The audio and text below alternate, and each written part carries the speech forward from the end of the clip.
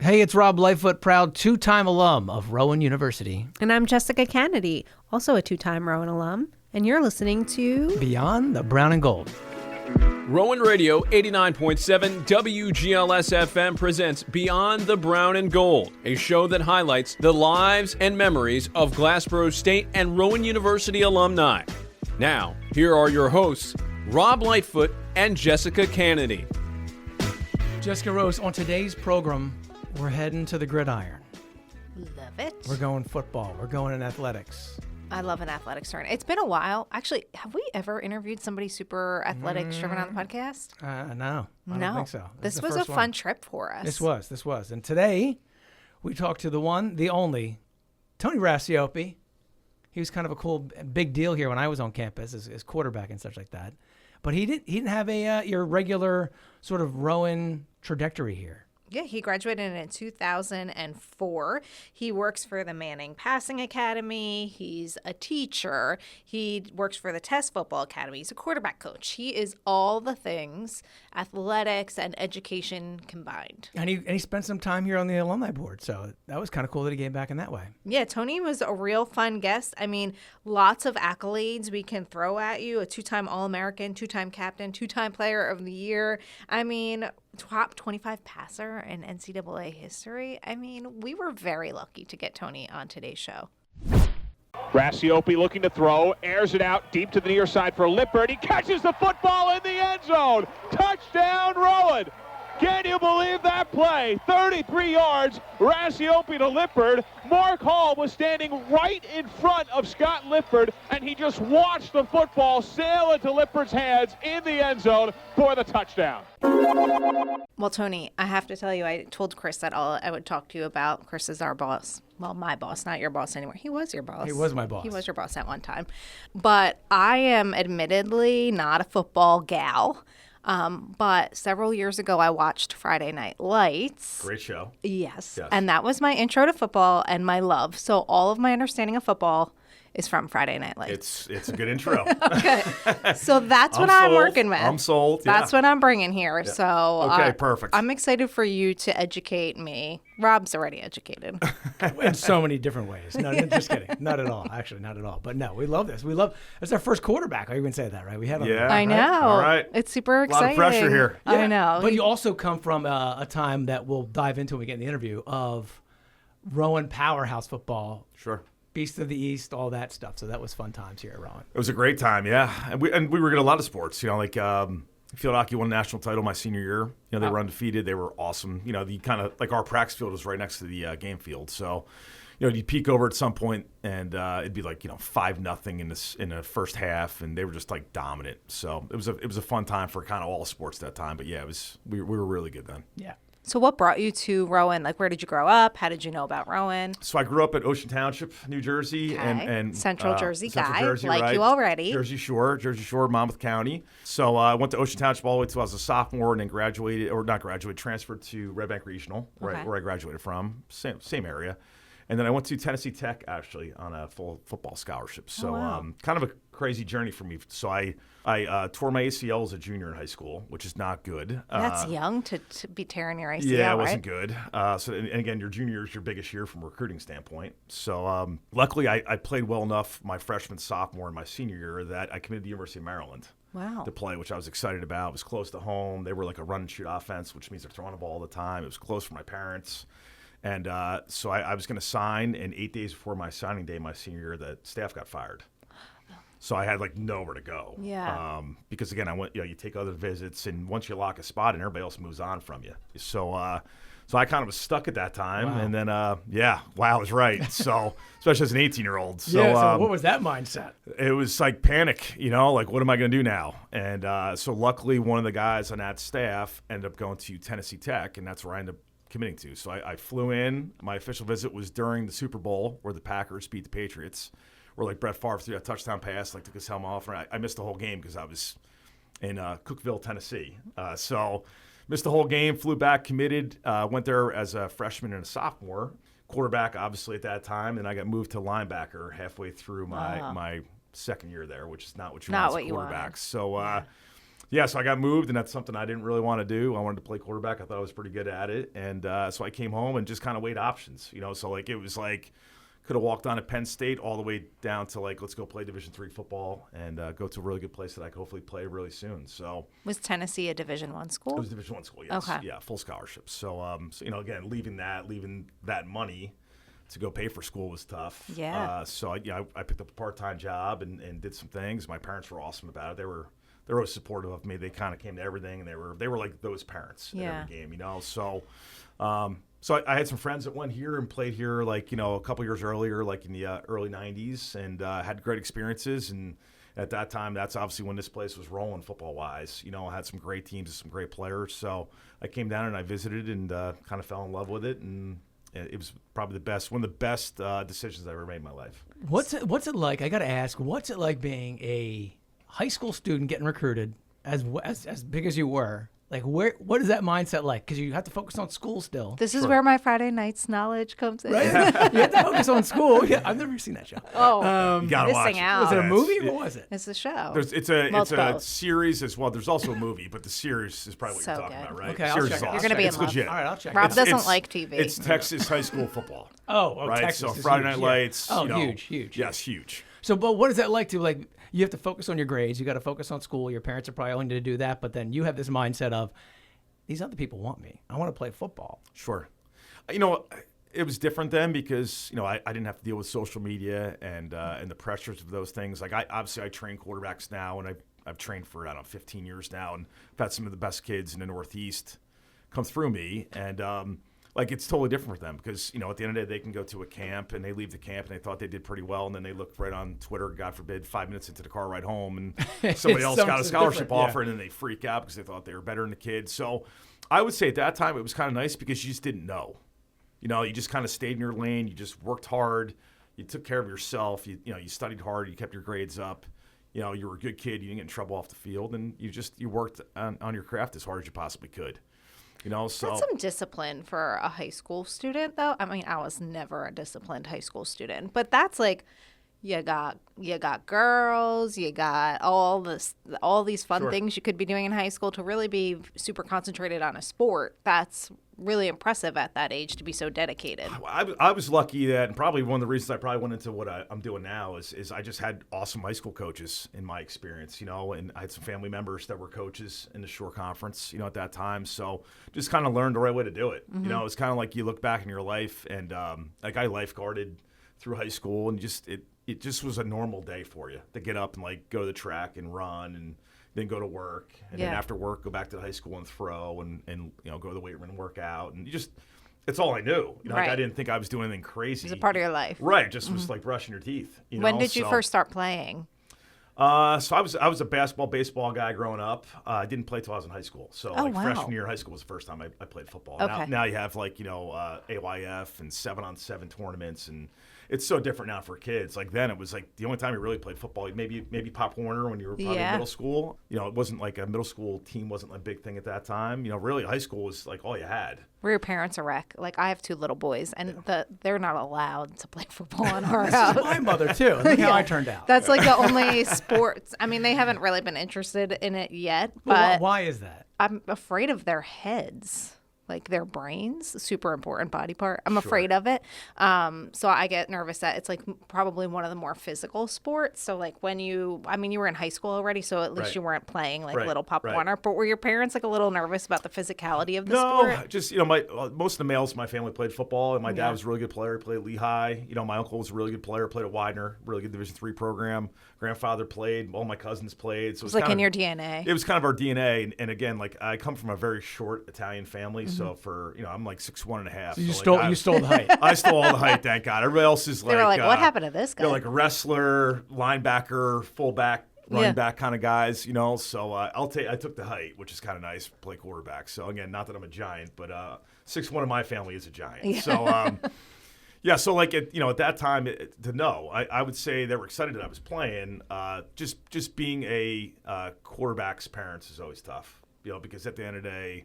Everybody's This going has after kind of you. helped me in my life. Yeah, it's either you win and you probably get too much credit, and then you lose, you get everything dumped on you. And again, And the fans around your parents as they're sitting in the stands. Oh yeah, I don't think doing? my dad sat in a crowd even here. I don't think my dad sat in a crowd like my junior year on. He would go stand on the fence and find a spot. No one could bother him. He could yell what he wanted at me. Usually he was yelling at me.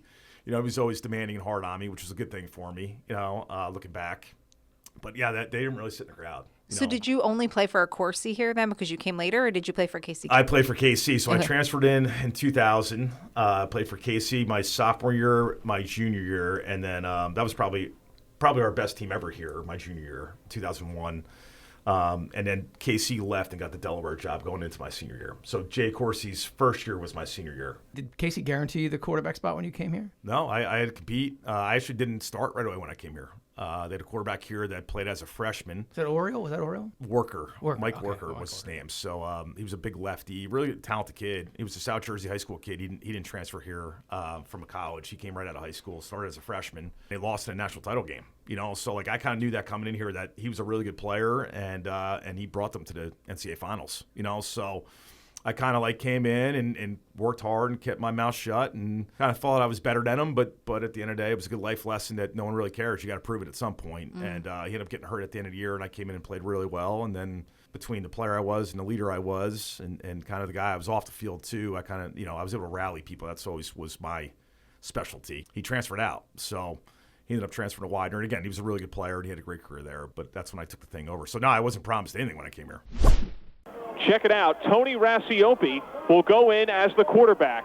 Walker with 4 interceptions has had a lot of trouble directing the offense today, and Tony Racioppi is at the quarterback spot. Second down and goal at the 4.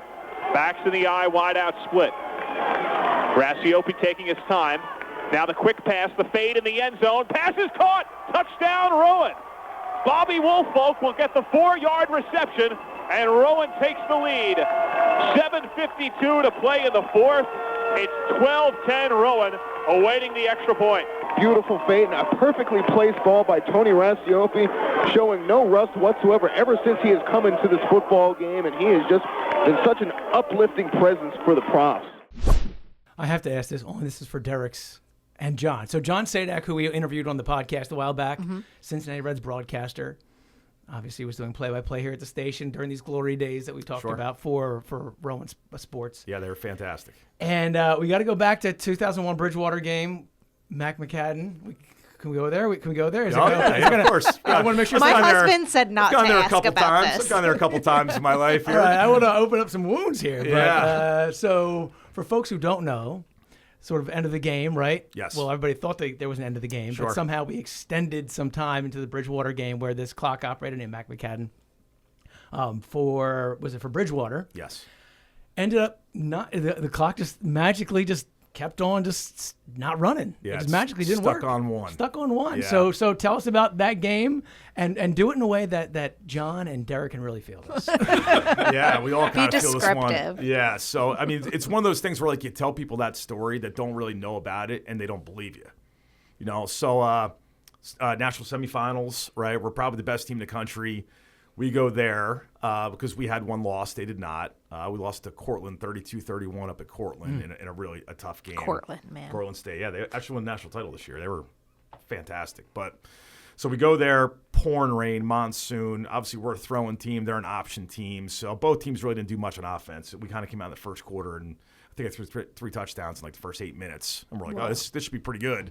And it just became it was a mud bowl, and both teams were so talented, but no one could really move the ball. Again, great defenses. But so the end of the game happens.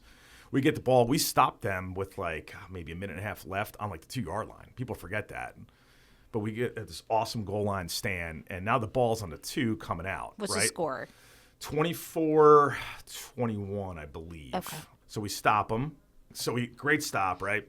So now I'm nervous because we're on the 2-yard line coming out. And I'm like, if I fumble the ball in the end zone, we lose.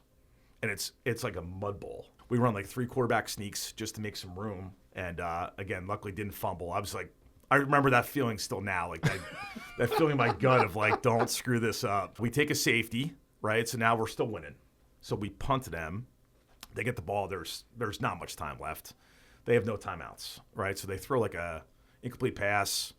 I still remember the series. Wow, that's the this scary is thing about it. impressive. Yeah. Yeah, right. It's 22 years ago, so which is scary, right? Another Like, core It's even memory. scary that Derek sent me the whole record above it. yeah. Let's see how correct I am. But so first pass is incomplete. Second pass, they throw like a quick out for some reason, and we tackle the guy. And at that time, with no timeouts, you want to lay on the guy, right? So that way, like the referees can't get the ball spotted and the clock's running.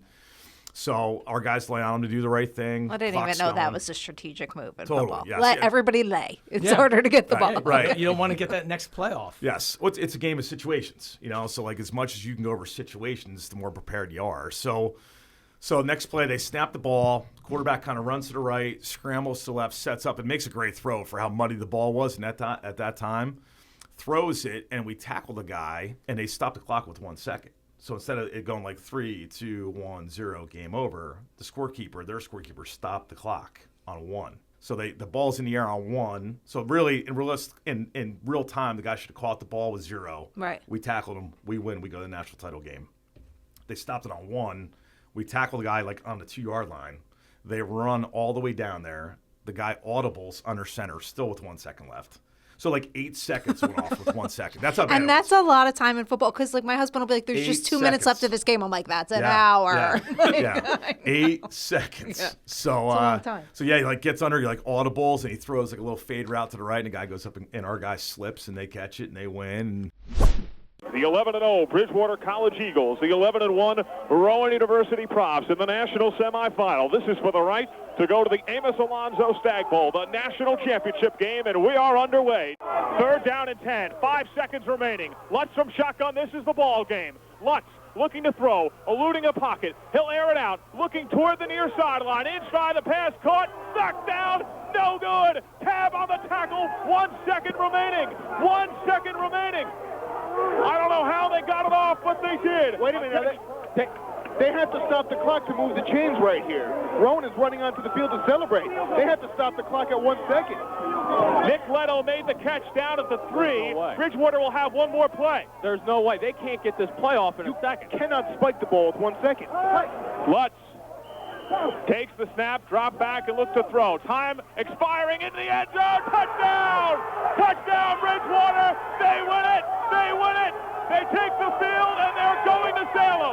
The students raid Johnson Field, and the Profs lose with 1 second remaining.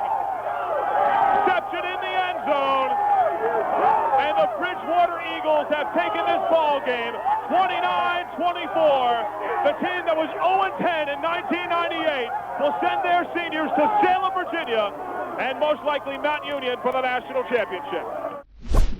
So like it was like this crazy feeling of like our side know we're getting robbed, right? So like we run on the field, our fans run on the field, they run on the field because they're celebrating just going to play for the national title game, and their fans run on the field, and the place was packed. It was like 3 deep around the fence, so it was just this like feeling of like, did we just get screwed? Like what happened? And Casey Killer was great. Like after we sat and did press conferences, like me, 2 other guys, we're covered in mud. You're like crushed because you're like, what happened? Because again, like we didn't have replay then. Yeah. You're like, did you know what? Like, did you know the something clock was up? was You stopped? knew something was up. It didn't feel right, but you didn't like know. And then they just, the reporters at the time were just hammering us with clock questions. And Casey was like, they're going to talk about the 59 minutes of the game. Right. You're going to ask them about 59 minutes. I'm going to handle the last minute. Yeah. And he was great. And so we just talked about the game, and then it got to him, and he was like, this is the biggest piece of home cooking I've ever seen in my life. And he said it like 10 times. But that's why you love him, because he, as a player, you want somebody to stick up for you. Yeah.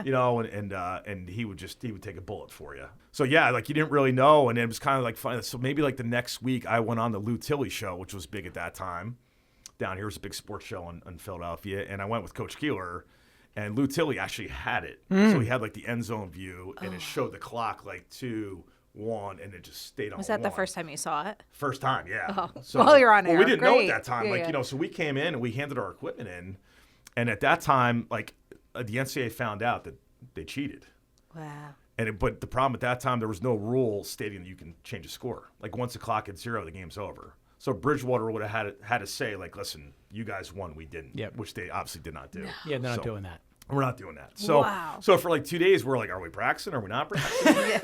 You know, like you didn't really What's know. happening? You know, like you're kind of just like waiting for it. And then the NCAA sent like a letter to our athletic department pretty much saying like, yeah, we screwed you. The NCAA screwed you. They totally cheated, you know. And they actually But there's no rule. So they actually changed the rule. The rule now is that you can't have your home scorekeeper do the clock. You have to have like an NCAA Well, that's smart. official do it. So, yeah. So whatever it is now. happened to this clock stopper? Are there any repercussions Well, for I that? think John is still looking for him. we all are. Trust me. Might drive to Virginia now. What's his name? Mac McCadden, it's right in there. Right, I hear. We have heard the Mac McCadden story a million times. It is what it is. Yeah, it was surreal. And again, like I was a junior, so like at least I had another year. But Yeah. I'm looking at this senior class that like blood, sweat, and tears had this great career. Yeah, that's and, like sad. that's how they're going out. Like those guys deserved a national title. Like, Listen, we all I did. can't even be excited for the football teams that like win the Super Bowl because I'm like, look at these poor other guys. They're crying. Yes. It breaks my heart. Yes. I can't do Well, that's it. why at that time you didn't know how to. You didn't like emotionally. You didn't know how to act Yeah. because like you won the game, but you didn't win the game. And like again, are they going to forfeit the game? Or are they not going to forfeit the game? Mm-hmm. So like I would say obviously that was a Saturday. So I would say by like Monday or Tuesday, you were still kind of like hoping. Yeah. It's You like you know, didn't and- know if you needed to grieve. Or, Right, like you didn't yeah. hand your equipment in yet. You're kind of just like showing up to the locker room and maybe watching some tape just in case, so you're prepared to play that next Saturday in the NCAA championship game. But yeah, So did that's, coach have to Hey. break that news? Like, hey yeah, guys. yeah, pretty much. At this time, it gives me great pleasure to welcome Casey Keeler and his family, his wife Janice, his daughter Kate, and his son Jackson. And now, Coach Keeler. I've pinched myself so many times, my entire body's black and blue.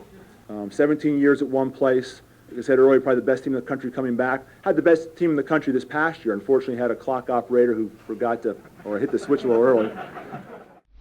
Without further ado, it's just a tremendous pleasure for me to be able to introduce to you Rowan University's new head football coach, Jay Accorsi. Welcome. You couldn't ask for a better day, could you? I want to thank Director of Athletics Joy Rain for this opportunity, and rest assured the young men that will go through this program will certainly be the best students, the best citizens, and the best athletes they can be. And I think when those three things all work together, certainly the winning tradition will continue. What was that like getting a new coach in your senior year? It was tough. You come off probably one of the best teams ever, if not the best team ever here, and there were some great teams, so that's saying something. Really good senior class, so those guys kind of graduated. There was a lot of talent in that class, and so you kind of like have that going on, and then you have a coach who I love playing for, and I still talk to today a ton. He goes to his dream job because he played at University of Delaware, right? So he leaves.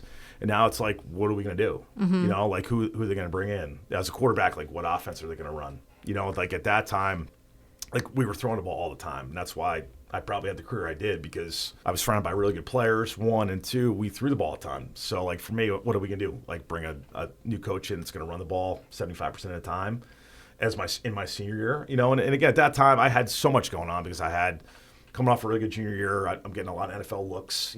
All the NFL teams kind of came through here to watch me practice my senior year at some point in August. When they were kind of scouts around the road. So there's like all this pressure again at a Division III school, which doesn't happen a ton. Yeah. So it's like you're trying to balance like, being a good teammate, working hard, again, caring about what happens out there. But at the same time, in the back of your mind, you also know like the pressure of like NFL scouts are coming. And so I pushed for Coach Corsi. Like I was one of the people that went and spoke to our athletic director at the time and just said, listen, we got this thing kind of rolling. We know him. He's been on staff. He's been a part of the winning that we've done here. And luckily he got the job. And again, we were 10-0 my senior year, which is the only 10-0 season in school history. Ended up getting beat in the playoffs. I got upset and played awful here like in a windy, pouring rain. And Those memories are core bitter memories taste. there. Yeah, exactly. It happened, 20-something years ago. I'm still bitter about it. So I think I remember that game, actually. yeah, it was not for other good. reasons. But It was awful. But again, luckily he got the job, did a great job with us, and we did some good things. Talk to us about the perspective of, hey, you're in a D1 school, and then you come to a much smaller program. Sure. What is that? Oh man, so many gotta be memories. so different, right? Yeah, so many. I mean, facilities at that time. Like we were in the old team house, right? So we would watch film in the back room, and it's like literally the showers of the visiting locker room that we turned into an office. Wow. And there's like cracks in the wall, and you're trying to watch the tape, and you're like, is that a linebacker or is that a crack? Like, it was just, the D1 school probably had a 4K back then. Totally, Around back totally, then. yeah. You didn't come here for the facilities. Like I remember like in the summertime, like because I transferred, so I lost some credits coming here. So I took a couple classes in the summer to like kind of catch up, and so I stayed here. And I would have guys like, all right, listen, we're gonna work out at 4:00. Anybody that's on campus, meet me, or you live in South Jersey. We would push my car in the parking lot. Just you had to get creative because we didn't have Alabama's weight room, so we just kind of had to like. That's amazing. But you became a team because of it, sure. It's kind of like, you're sitting there and like, Scotty Lifford, who was an awesome receiver here, who should be in the Hall of Fame. He's a fantastic player, like Division III records he holds. Like he'd be like, driving my car and we're like pushing in the back, working on our legs and our cardio and just, but that stuff makes you a team, because you're Do not sweating. try this at home. No. So, but that's the stuff we did, and we took pride in it. It was kind of just like, listen, we don't have great facilities. Our colors are brown and gold, which we got picked on a lot for that. There's some comments made usually in games, but at the same time, we're going to kick your butt when we play you. So that's all that matters.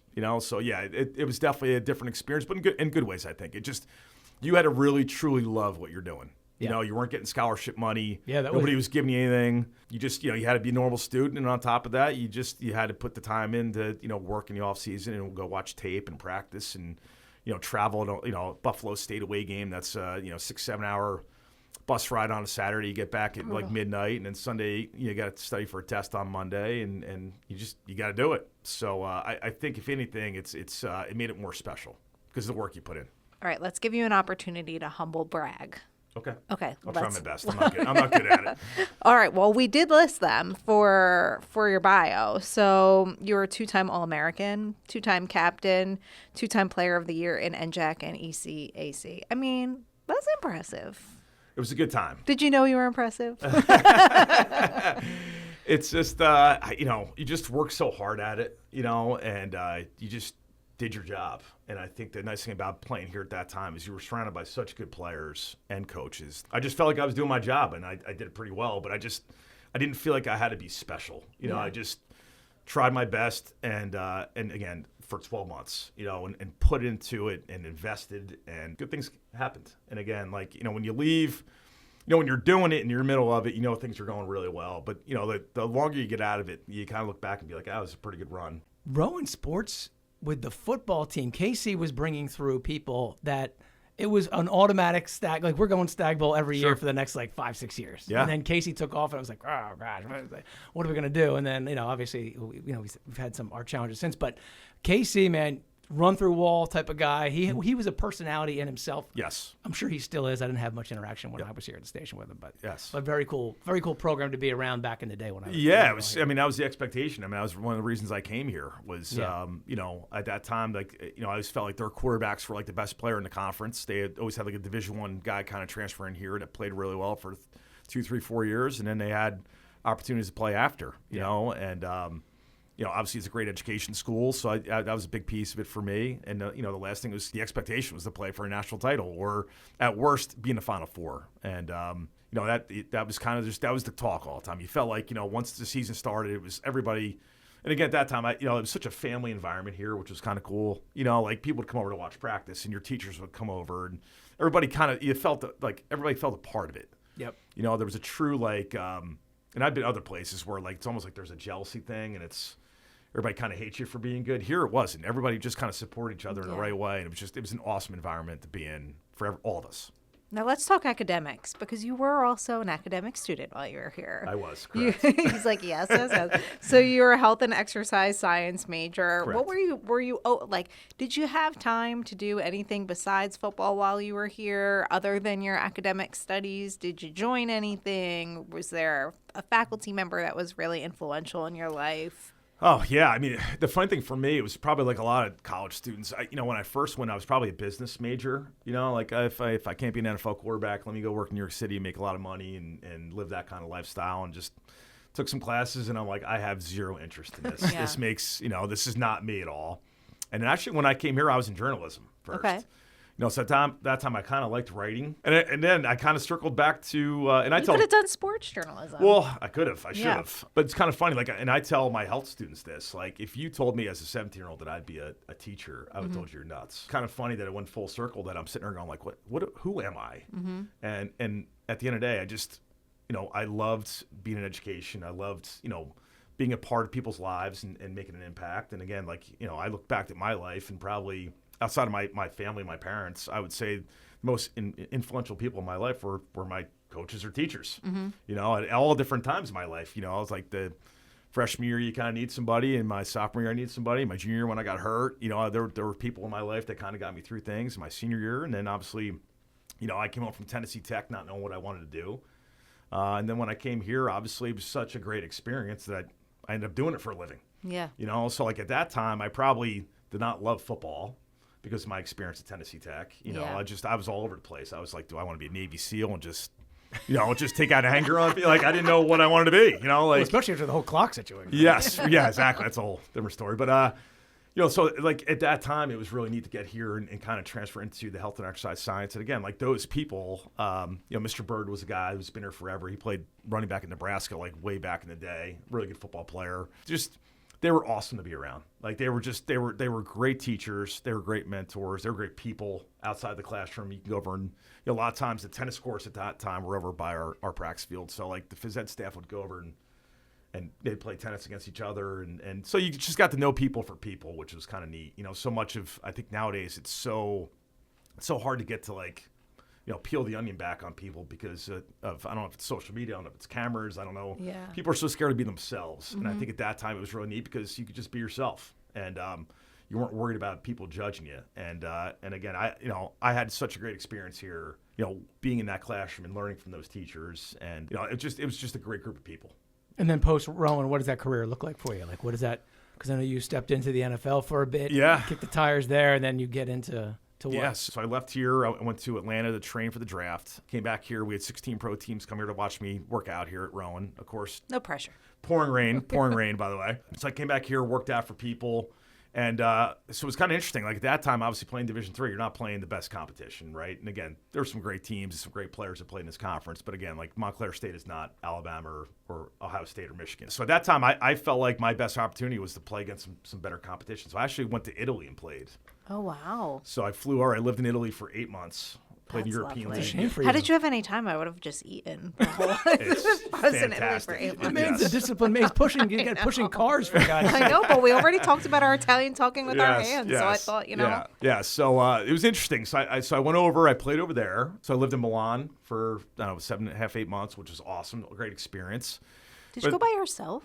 Yeah, totally by myself. Like Even literally better. landed, Even better. literally landed in I the know, airport, and I remember like they come on and they announce like what you should do to get your bag and where to exit, and I had no idea What they said. what they were saying, which was kind of like, okay, I guess I'm going to do this, Yeah. So, and I got off, and there was a guy that spoke both, he was bilingual, Italian, English, and so luckily I was with him, and I made myself learn the language. Like that was one of the things over there. I'm like, what? Take advantage of being there. So I would say by the time I got back, I could have a really good, solid conversation with you. Right. For the most part. As long as I can control the conversation, I felt like I could at least bits and pieces get through things with people, and I made myself do it. But while I was there, my draft was going on. So wait, you left Rowan because yes, D3 school, hard to go NFL from there. So then, but people came here to watch you play. So then, do they come to Italy to watch you play? Or are you like making game tape? Like Making game tapes, correct? Big game tapes. Playing hard to get. Yeah, right. Very hard to get. So, and obviously, Come I had an in agent, Italy. a sports agent here. So he's kind of taking things and passing on teams.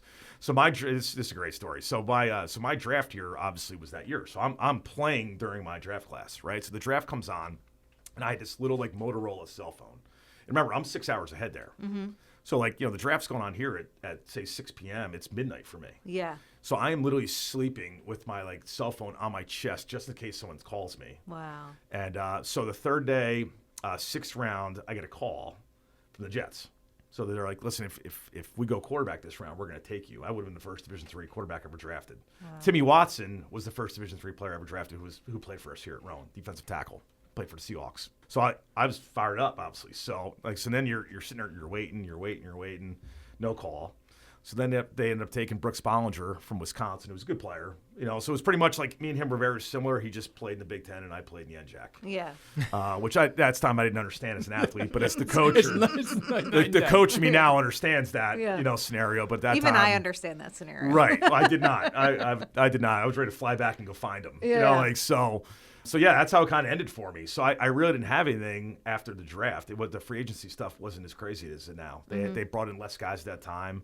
There was less money at that time. So actually, I came back and I played for the Atlantic City Card Sharks, which is a indoor team. Okay. So we played at Boardwalk Hall. So it was a lot of fun because obviously it's so close to here. So like I was Did you get paid to do that? Yeah. Was that like a job? Yeah, Okay. it was a job. It wasn't a ton of money. It was like $350 a week, and then Okay. like you'd get a bonus if you won. And you're not exactly buying houses with it, but It's not exactly an NFL career. Right, yeah. But you were working your way The up. pay scale is not nearly the same. So, but I loved it because, I was able to play pro ball, 1. 2, I was down here. So, like, all my friends came to games. Like, the Health and Exercise Science Department would come to games and bring students. That's cool. So they actually did, like class trips and watch. But the funny thing is that, like, I told people, like, the hardest games I played were at home because all, like, my knucklehead teammates from here would come and drink like 6 beers and just yell at me the entire game. Like there wasn't support. It was harder. I was sorry. Yeah, right. No, I wanted to play on the road. Yeah. Like it was probably an easier environment for me. So I played really well there, and that got me an opportunity. So because of that, I ended up signing with the Jets in 2004 as a free agent quarterback. Wow. And I went in the offseason, did the entire offseason program, and so I was going into camp, with an opportunity to probably be the third guy, and that was kind of the goal. And at that time, Quincy Carter was the starting quarterback for the Cowboys. Got in some problems, got in some issues, got in trouble, got released, and then the Jets actually signed him, and that's when I got cut. Oh, so, wow. he started games and was a really good player, really good athlete. He was a really good baseball player too. So it was Chad Pennington at the time was starting quarterback, and then after him, it was a bunch of guys like me who had no pro experience for the most part. Yeah. So again, understanding now as a coach, they needed somebody that played to back them up, and. So I got released, and I got a job at Kane as the office coordinator. Maybe like 2 weeks later, just okay, what am I going to do now, right? So I need something to pay my bills and kind of start my career as I'm trying to prolong my playing career. So I was teaching health and phys ed at Union High School, coaching at Kane, still working out, like I was still a player. The Garretts, Jason Garrett and Jim Garrett, who's his father, were huge mentors in my life. So Jim Garrett, they owned this beautiful home in Monmouth Beach, right on Ocean Avenue. So monster home, and he had like a big backyard that he would work out. Like I remember going there when I was a little kid. Like Troy Aikman would be out there with Michael Irvin. And, Wow. Like that was where you went. Like Yeah. he was a longtime scout for the Cowboys for like 25 years, one of the best scouts in the NFL. And so I would teach phys ed. I would get in my car. I would drive Union High School to Monmouth Beach, which was probably about 45 minutes. I would get to his house. I went every day. We would throw every day. I would have 8th graders out there I would throw into. I'd have NFL free agent guys. Whoever showed up worked out, like one of those places. And it was awesome for me. So because of that, Jason became the quarterback coach with the Dolphins at the time. And so I ended up going there. Spent some time there. And Nick Saban was the head coach at the time. And so I got a taste of that too, and got a taste of South Beach. How was that? Just unbelievable. Unbelievable. I mean, Nick Saban is well known, right? Yes, yes. Well, now he's retired. Yeah, yes. I mean, obviously he's one of the best ever, if not, right? Yeah. So that that kind of ended. Now it's kind of like, okay, what am I going to do? So I probably gave it like 6 months of working out and just keep myself ready. But also at the same time, I'm getting older. So now it's like I want to. Isn't that so unfair? You're like only so in your unfair. prime for like a hot minute in sports. Yeah. Yeah, and also at the same time, like the longer I wait to start my other career, you get far behind. Now you don't want to be a 29-year-old starting coaching, Right. So you're behind the 24-year-olds that have been doing it for, they did the internship and they got their foot in the door. Now those guys are guys getting jobs. So I would say at that time, if you asked me, I wanted to be a college coach. So make a long story short, I got a job at both. I took a job at Temple, and Al Golden's first year there, he was this young, hot, new coach in his mid-30s and knew he was going places. So he was a good guy to kind of get a job with because I felt like at that time if I could kind of get in that world and do it for 4 or 5 years, I knew how good I could be. I thought I could be like an office coordinator at like a USC or a big-time program. And I got to the point where like I was sleeping on couches. I was told that I was going to get paid. I never got paid. Oh, It was just, it's the worst of the worst, So I'm staying in, Philly. I'm sleeping in the Your office. parents like, what are you doing? Yeah, Your dad, who was I remember yelling vividly, probably 2 months into doing it, and because you're not sleeping, like you're up at 5 a.m. and you're doing all this stuff for the offense coordinator and the quarterback coach and the head coach, and just whatever errands need to be run, you're doing it, and I did it. But I remember going to like my cousin's birthday party, and I looked like sick. Because I just haven't slept. You're pale. You're not eating. You're not exercising anymore because you don't have time. You're trying the best you can to squeak in like a 20-minute workout, but you don't have time. I remember my dad being like, "You okay?" Yeah. I'm like, "Yeah, I'm a college coach. This is what you're supposed to do, right?" Like this was kind of like this is Mountain Dew and Doritos. That's it. Yeah, on the road. So I just couldn't do it. Like it got to the point where I'm like, if this is what college coaching is about, I'm good. Not for you. I'm good. Yeah. So I just looked at again. Back to people in my life that were so influential. Everybody that were teachers and coaches and had their summer job at the beach. I'm like, they don't have $1 million in their bank account, but they seemed happy. They don't have that house on Ocean Avenue. No. Darn it, No, I want they do that not. house. There are like 6 towns inland. Right? You work for that. Yeah, We were you should. just having that conversation. I was like, we were at the beach this weekend. I said to my husband, Brian, I said, can we get a beach house? And he said, we could move to the next town over. I was like, not the same. That was not Ocean the Township. same. Ocean Township, there was Deal, and then there was Ocean Township. Right, which, exactly, again, was a right really there. nice town, but it was not Deal. Right, exactly. So that's I got back in the teaching and coaching game, and again, I was a 3-sport guy. I was a football, basketball, baseball guy in high school. Loved all 3, so I started coaching all 3, and that was kind of my life, and I loved it. And then I started really doing the quarterback training stuff just because, our rule in New Jersey is like, if a kid plays for me, say at Glassboro High School, I'm the coach there, I can't work with the kid after the season all the way until June. Oh, wow. Just because of the rules. Just because the rules. It's a state rule. State rule. Right. So I just had a bunch of my teammates down here were like, hey, could you work with my quarterback, and just show him some things? And I'm like, yeah, sure. So that's why I kind of like fell into it. Yeah. And tell us what that it is. Yeah, because I was trying to understand how you do all the things you do. I'm like, this makes no sense. I don't understand how this job I mean, at that works. time, I was out of my mind. Again, we didn't have kids yet. We have 3 now. But so I would teach during the day. I would coach after school, whatever season it was. And then the winter and spring and the summer, I would do all my quarterback training. So like all these kids would come to me. I would put them in groups of 6. And I would just teach them, fundamentals and footwork and kind of get them prepared to play for whatever team they played for and whatever high school they're at. And that kind of turned into college guys coming to me, flying out like on spring break or like in the winter or summertime. Like when they had pockets of time off, they would come in for 3 or 4 days and we'd work with them. And then I started doing NFL draft prep, which was a blast. So guys would come in to New Jersey and stay 8 weeks with me. They would stay in a hotel and they would go do our speed and strength stuff. So I work at Test Football Academy, which is up Martinsville, New Jersey, right by Rutgers. Okay. It's been around for 25 years. They've put How do you have time to do all this? This doesn't make any sense. It's just it's so like my point was it was like teach, coach, and then I would like run out of there at 5 o'clock, and then I would train these guys from like 5 to 7. Wow. Like every day. And then I would do my high school kids pretty much on Sundays, like in the winter because of the weather. And then once it got nice out, I would do Saturday and Sundays or maybe after school once my season ended from a coaching standpoint. Wow. So, and I did it for probably 10 years, so I was out of my mind.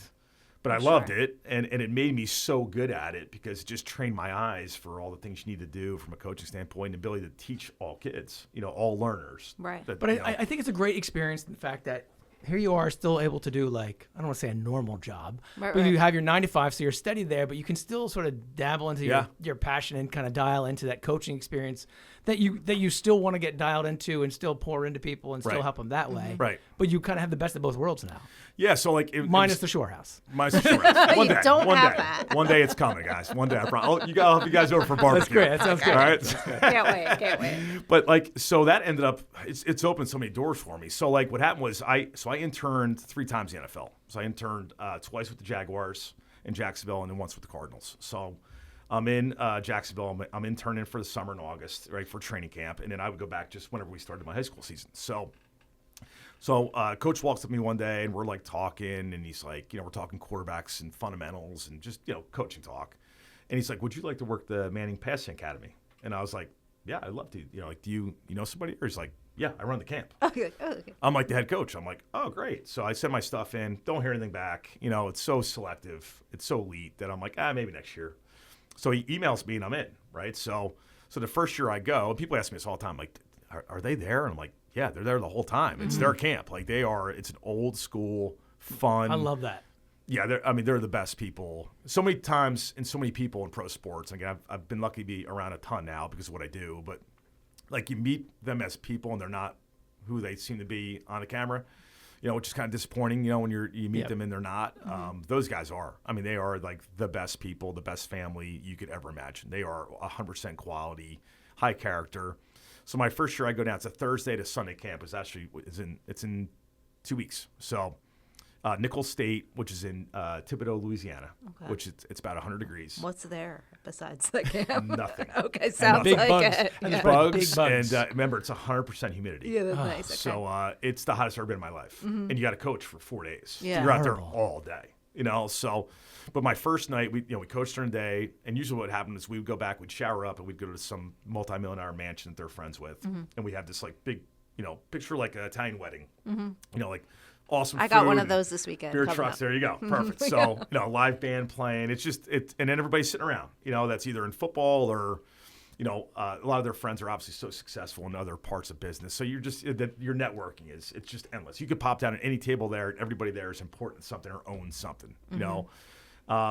So I'm sitting there, and it's like 9 o'clock at night, and I'm like, I have a beer in my hand. I'm looking around, and it's literally like I look at this table, and it's like Eli, Archie, Oh my gosh. Peyton, Sean Payton, Mike McCarthy. Like there's like 8 NFL coaches. Are you sitting like, around what am me. I doing here, And Petrie? Totally. It's like one of those like I don't think I belong at this table. Like. But you do. I guess. Yeah. So, that's how it kind of started. So after that year, and they watch you coach. So they pulled me aside after and listen, because they invite the best 40 college quarterbacks in the country every year to come. They're like kind of counselors, okay. For the kids, because it's a high school camp, 8th grade up kind of camp, 7th grade up. But also at the same time, they invite the best college kids there, and they work the college kids out. And that's like where you can kind of see it's going to be the next best guy and maybe the top guy in the draft the next year. So Peyton's like, I want you to work with me when we work the college kids out every year.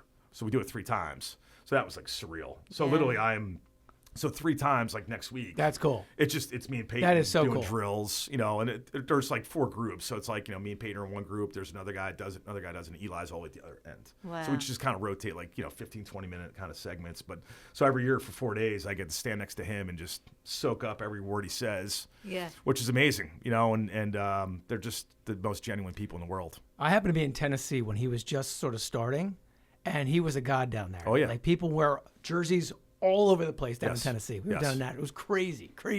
Because they're hardcore sports down there. Well, so the camps at Nichols State's a smaller kind of FCS school, the Division I, but small, and they have a nice little stadium there. But so we walk out of our meeting room, and we walk out, and you walk kind of through parents, onto the field, and then obviously it's blocked off because people are just nuts, right, fan wise. So, but I've walked out with him a couple times, and that's the first time I've been around Elite. stardom. Yeah, elite. Yeah. Where I have people 50 years old, grown men crying. Meeting him, and I'm like, this is wow. crazy. Yeah.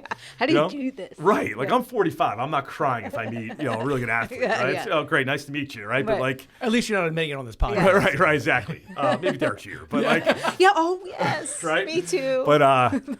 But it just watching people in their emotions and they almost pass out when they meet these guys, and they're so genuine about it, and so it's been a great experience for me, and obviously because of me being there and being able to network and meet the best of the best, it's only helped me in my career, kind of doing what I do. So how do people get connected to the academy?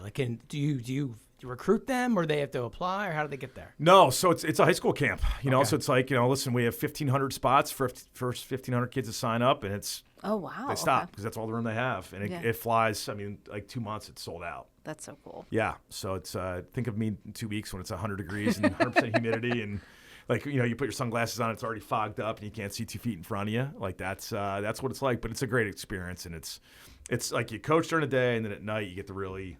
Network and be around the who's who of cool. The NFL or Major League Baseball, or because everybody brings their kids there.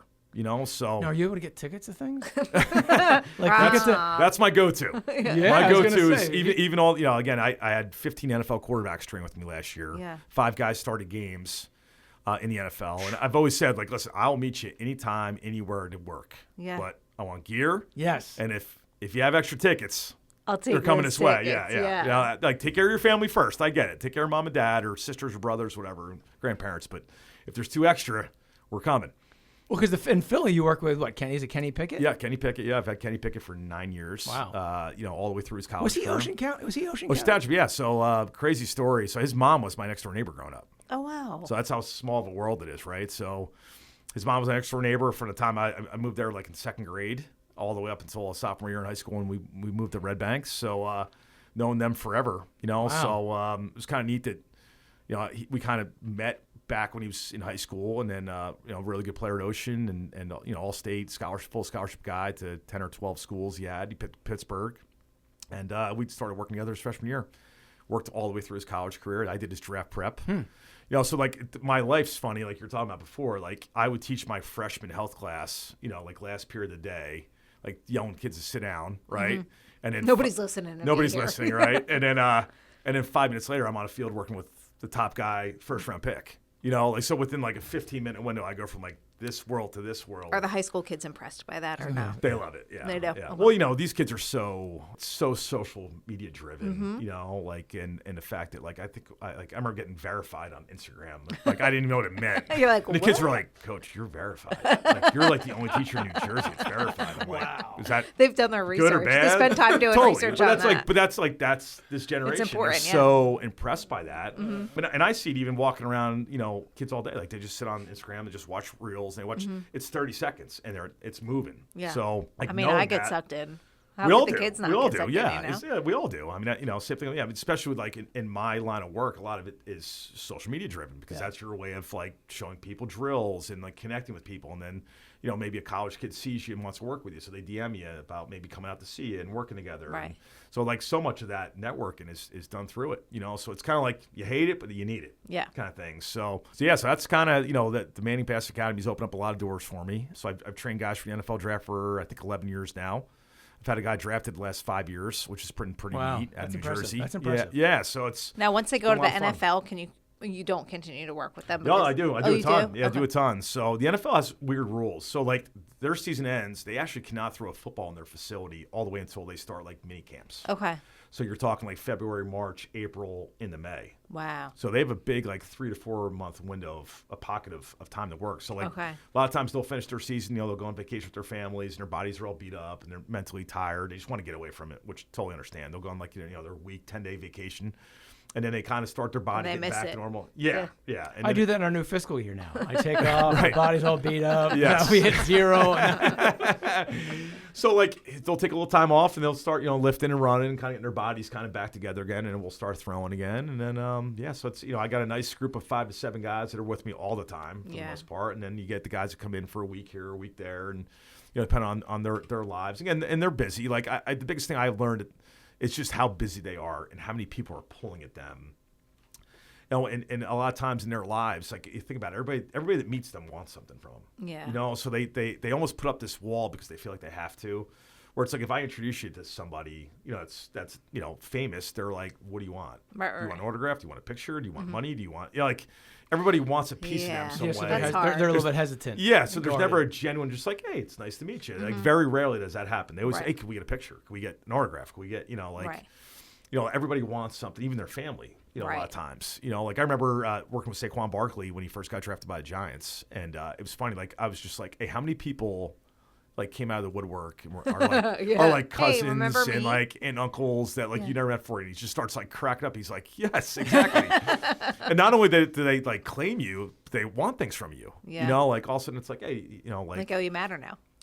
well, like, I learned, like, talking to guys who worked in the NFL for a long time, like, they always tell those guys, like, the first thing they're told is, like, whatever anybody asks, you don't give it to them. Because it's never enough. So, like, if someone asks for a $5,000, I got to pay off my car, yeah, here you go. Right. Well, they want $8,000. Right. Like, it just never ends. And then What a terrible. and then once you say no, they turn on you. Like all of a sudden Yeah. you're a sellout, or you're not loyal, or like all those You things. can't win. No, you can't win. So I've seen it obviously with all the quarterbacks because they're the highest paid guys, they're most profile guys, the guys I have. They're just the hardest thing for them was to say no because they want to give back and they want to go back to their high school, or they want to do camps, or they want to go speak if they're in town. But it just gets to the point where you have to say no, and you have to be okay with it. Let's talk Tony at home. What's Tony like at home? You have 3 kids, right? Yeah, 3 kids. So I have a 5-year-old, a 3-year-old, and a baby turning 2 in July. Okay, so we're in the trenches together. I have What a do you have? 5-year-old and an almost 3-year-old. Oh, I yeah. can't believe you have a third one. Oh, yeah. because I Well, can't you know what imagine. that says to you? It says Yeah, to we you. I'm done. We found out during football seems funny. Like, and again, we had boy and girl. I was good with 2, right? My wife came from 3. She has 2 sisters, so she's like, I want a third. And again, I love kids, so it wasn't like you didn't have to like twist my arm to do Yeah. it. So but I remember we were watching like Monday Night Football one time, and she's like, I just don't feel right. So she went and took a test and came back in like this smirk on her face, and she's like, I'm pregnant. I'm like, okay. Okay, So here we go the again. best part about it was we were going to Iowa played Illinois at Iowa, so I've trained Iowa quarterbacks for a while now. So and I train Illinois starting quarterback. So I'm like, let's go to Iowa. Let's go visit Iowa. Let's go see the game. Let's go see those 2 play against each other, which is pretty neat. So not realizing that I'm bringing my pregnant wife to an awesome college town tailgate. Oh, She's sitting there this is drinking like, ideal. Diet Coke and Like, water. this is Oh, what a so We're having like bad. the time of our lives. country. I flew her across the country to go watch a college game drinking water. Husband of the year. Yes, correct. Not my fault. Didn't know at that time. But yeah, so our house is buzzing. So it's Yeah. I think the cool thing is they're getting to that age where I can kind of bring them with me, experience things. Like I would say the funniest thing is like they don't know who these guys are yet. Yeah. Like, I trained Tommy DeVito. I did Tommy DeVito's draft prep. I train him all off season. I'll see him probably next week. Who started for the Giants last year, right? And He was the We one heard that- so much buzz Oh my about gosh, the he- pizzeria. Yeah, I yeah, remember yeah. something about a He pizzeria. was all over the news. Yeah, all yeah. over So the like news. I did his rep prep. I did everything. We were together for 8 months last year. So like they saw Tommy every day for the most part. And then all of a sudden people are walking around wearing his jersey, and you're going to games and they're chanting his name, and you're like, what? he's on TV, and they don't realize who like Kenny is. It's just Kenny, because Kenny's been around him for 9-10 years. Right. So.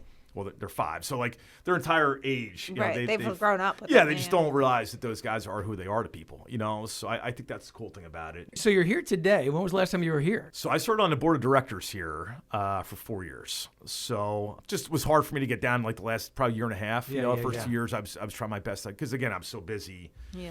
Like we would do. I think It Monday- doesn't sound like you're busy at all. Tom. So like you got plenty board of meetings were Monday nights, I think. So like I would try to bust out of practice or whatever I was doing to get down here, and it was so neat seeing like what the place looked like, and then obviously like you would hear about the plans moving forward. Like the president would stop in and be like, "Hey, listen, this is like our 5-year goal is to build this building. Well, it's on year 2, we're already building it." And you're sitting there going like, "This is insane." And again, like we all went here, like. Yep. Like, in 2001, it did not look like this. No, 2002 did no, not no, look no, like no, this. So even the athletic stuff, like I tell for a couple of years, I would come down and talk to the football team, like first, second day of practice. I'd come down and they would just start up, and I'd watch practice, and I would talk to the team after, say a couple words. And but I would tell them all the time, like, you guys are spoiled.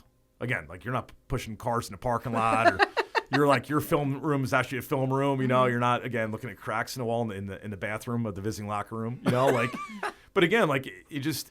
There were no excuses, like if you wanted to get better at something, you worked. Yep. And it wasn't, this fancy, nice, shiny thing. It was just, you had a room, right? And you had film, watch it. So I learned so much through that process here of no one really cares, about excuses, and no one feels bad for you. Just get the job done. So I've kind of, I think for me, I'm at the point in my career now where like I've had a lot of success and I've had some failures. And, I've been the Division I scholarship guy. I've been the Division III guy who wasn't starting, and obviously had a really good career at the end there, and been an NFL guy for a little bit, but then got cut. So I've had all these experiences. So like, there's not a kid that I can't connect with. Yep. Yeah. At some point There's a in lot of their value high there. school, college, or pro career, because I've been every guy. I've hit every phase in my life as an athlete and as a person. So it's just kind of easy to connect with going like, I went through that. Here, this is what happened to me, and this is what I did. So you can really be a mentor to a lot of people because you've been through it all.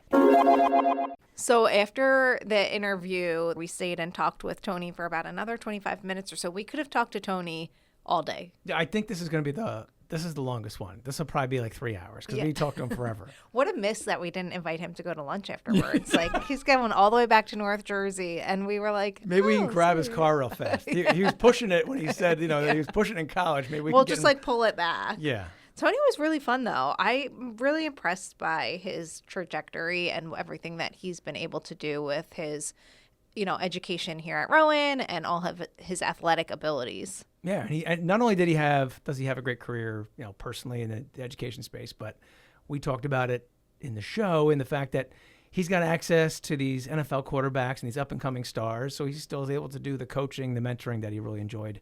And then he still enjoys doing with the young people. And he's a kind of magnetic personality, so you could see why people really enjoy being around him and why he would be a great coach, because I bet the players are really drawn to him because he was just so fun to talk to and clearly making a difference from high school students all the way up to some of the folks that you're seeing in the NFL. So it was our pleasure to talk to Tony today. You've been listening to Beyond the Brown and Gold on Rowan Radio 89.7 WGLS FM. You can find more episodes on your favorite podcasting platforms by searching for Beyond the Brown and Gold or Rowan Radio On Demand.